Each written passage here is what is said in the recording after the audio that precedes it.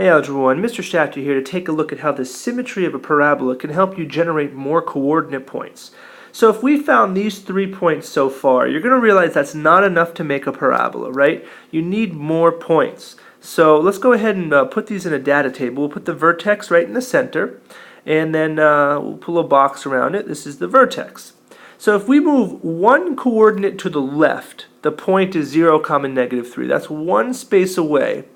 So if we go one space away to the right, which would have an x value of 2, it has to have the same y value, right? One space to the left of the vertex and one space to the right of the vertex have to have the same y value.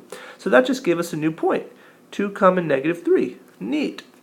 Let's do it again for the other point I have. So we don't know 3, but we do know 4, 5 is a point on the graph, right?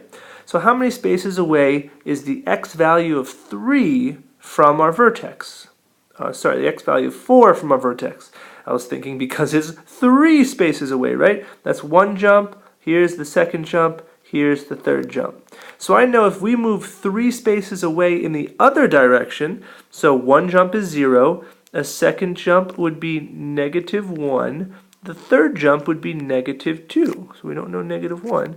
-2 is going to have the same x value as 4 because they're exactly the same space away from the vertex. So we know -2, 5 must also be a coordinate on our graph. So we can get more points from using the symmetry of the parabola.